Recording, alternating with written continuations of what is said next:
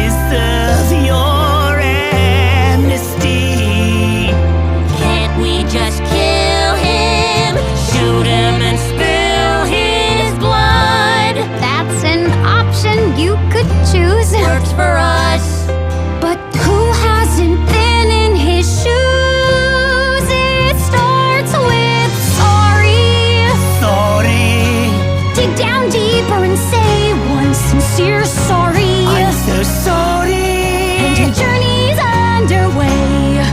It'll take time to cover my vast multitude of sins, but sorry is where